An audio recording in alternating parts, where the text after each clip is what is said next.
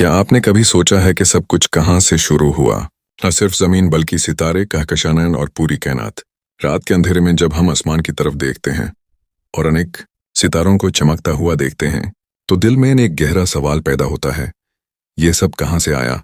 साइंसदानों के मुताबिक ये सब कुछ एक लम्हे में शुरू हुआ, जिसे बिग बैंग कहा जाता है। तसव्वुर करें एक नुक्ता जो सबसे छोटा हो, जिसमें वो तमाम तवानाई और मादा मौजूद था जो बाद में सितारे, सैरे और जिंदगी बनाने वाला था। फिर एक लम्हे में ये फैल गया।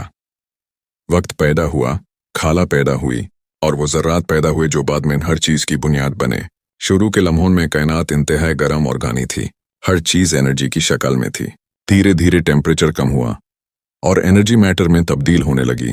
पहले छोटे ज़र्रात बने, फिर एटम्स बने। लाखों साल तक कायनात अंधेरी रही। सिर्फ हाइड्रोजन और हीलियम का दौर था। फिर ग्रेविटी ने अपना किरदार अदा किया। गैस के बादल जमा होने लगे, प्रेशर बढ़ता गया, टेम्परेचर बढ़ता गया और फिर पहला सितारा रोशन हुआ। यह रोशनी का पहला लम्हा था। सितारे जलते रहे, उनके अंदर नए एलिमेंट्स बनते रहे। जब बड़े सितारे फटकर सुपरनोवा बने तो उन्होंने कार्बन, ऑक्सीजन और दूसरे एलिमेंट्स स्पेस में फैला दिए। यही एलिमेंट्स बाद में नए सितारे और सैयारे बनाने लगे। अरबों साल बाद कहकशान बनी। उनमें से एक थी मिल्की वे। इसी कहकशान के एक कोने में एक आम सा सितारा पैदा हुआ, हमारा सूरज। सूरज के गिर्द डस्ट और गैस घूम रही थी। धीरे धीरे ये ज़र्रात टकराए, जुड़े और बड़े पत्थर बन गए। फिर वो पत्थर मिलकर सैयारे बन गए। इन्हीं में से एक था ज़मीन। शुरू में ज़मीन एक जलता हुआ गोला थी।